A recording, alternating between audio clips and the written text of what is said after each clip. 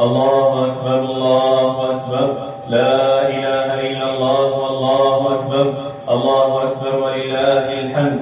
الله أكبر الله أكبر، لا إله إلا الله والله أكبر، الله أكبر ولله الحمد. الله أكبر الله أكبر، لا إله إلا الله والله أكبر، الله أكبر ولله الحمد. الحمد لله الواحد القهار، مقدر الأقدار ومكور الليل على النهار، تبصرة لأولي القلوب والأبصار. الحمد لله الذي بنعمته تتم الصالحات، لا إله إلا هو، له الحمد في الأولى والآخرة، وله الحكم وإليه ترجعون.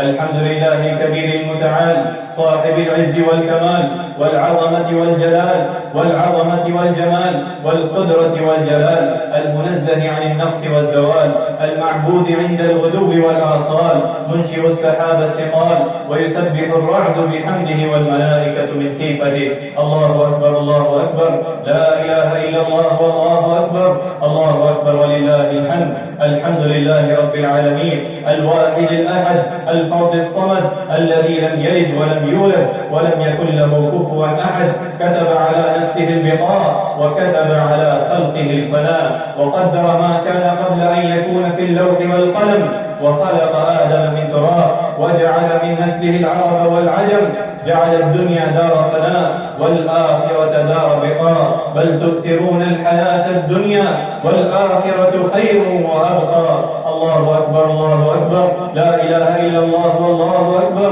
الله أكبر ولله الحمد.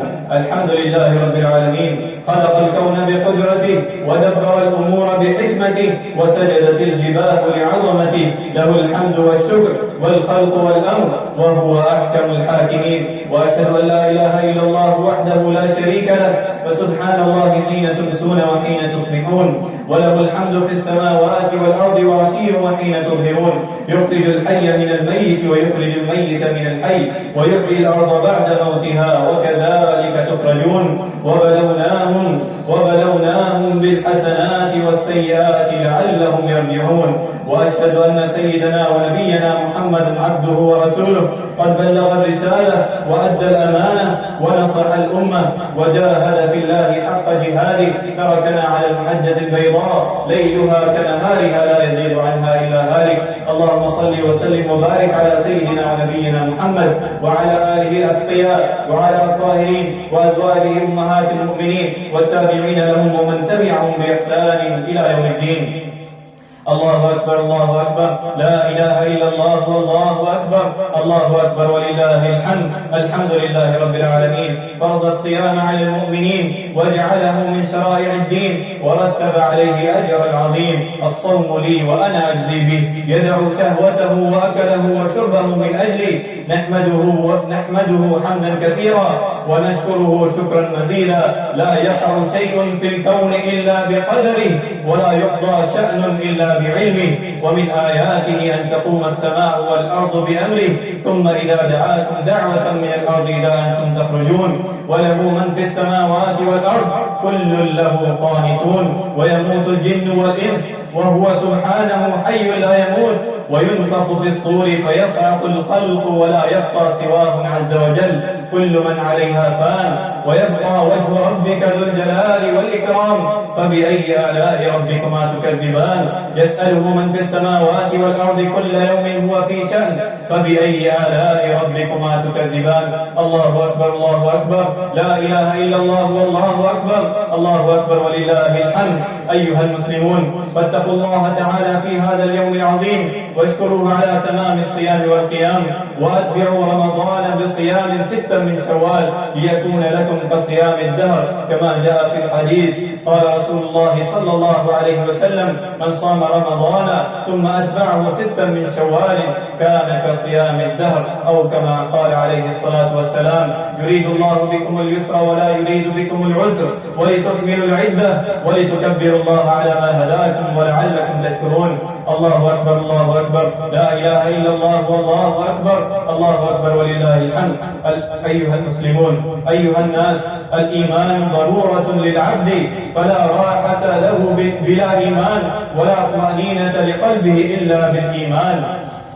وبالإيمان يعمل العبد لآخرته لأنها دار القرار والبقاء، ويعمل لدنياه ما يبلغه آخرته لعلمه أنها دار بلاء وفناء. واتبع فيما آتاك الله الدار الآخرة ولا تنس نصيبك من الدنيا وأحسن كما أحسن الله إليك. وفي الدعاء القرآني المأمور به: ربنا آتنا في الدنيا حسنة وفي الآخرة حسنة وقنا عذاب النار. ومن دعاء النبي صلى الله عليه وسلم: يا مقلب القلوب ثبت قلبي على دينك. الله أكبر الله أكبر، لا إله إلا الله والله أكبر، الله أكبر ولله الحمد. أيها المسلمون، أن تستقيم على الطاعة، أن تستقيم في العبادة، أن تستقيم في المعاملة، في الإخلاق وفي السلوك، وأن تستقيم منهجا وطريقا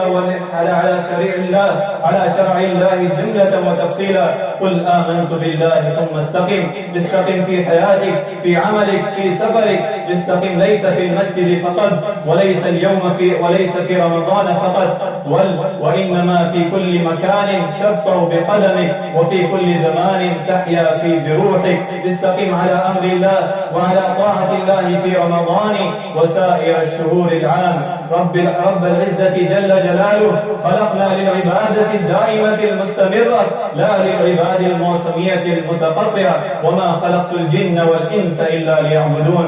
وعن عائشة رضي الله عنها قالت: كان أحب الدين إليه ما دوام عليه صاحبه. فإذا كنا معاش الصائمين والصائمات سنودع رمضان، فعلينا ألا نودع العبادة ولا نودع الطاعة، ألا نودع المسجد، الصلاة والقرآن. نعم، ننادي أهالينا وأحبابنا وإخواننا وأخواتنا بكل محبة ونقول لهم: من كان يعبد رمضان فقد مضى رمضان هذا العام، من كان يعبد رمضان فقد مضى رمضان هذا العام. ومن كان يعبد الله فإن الله حي لا يموت. وإن عمل المؤمن لا ينقضي بانقضاء رمضان، بل هو مستمر في كل وقت وأوان. واعبد ربك حتى يأتيك اليقين. الله أكبر الله أكبر، لا إله إلا الله والله أكبر، الله أكبر ولله الحمد. أيها المسلمون، فيا عباد الله، افرحوا بعيدكم في حدود ما حل الله تعالى لكم، وتواصلوا فيما بينكم، وتواصوا بالحق وتواصوا بالصبر، واجتنبوا المنكرات فإنها للإيمان قاصمات، وللنعم مزيلات، وللنقم مستجلبات. أعاذنا الله تعالى علينا وعليكم وعلى المسلمين باليمن والإيمان والسلامة والإسلام، وتقبل الله منا ومنكم صالح الأعمال. الله أكبر الله أكبر، لا إله إلا الله والله أكبر، الله أكبر ولله الحمد. بارك الله لنا ولكم في القرآن والسنة، ونفعنا وإياكم بما فيهما من الآيات والحكمة. أقول قولي هذا وأستغفر الله لي منكم ولسائر المسلمين من كل ذنب وخطيئة، واستغفروه إنه هو الغفور الرحيم.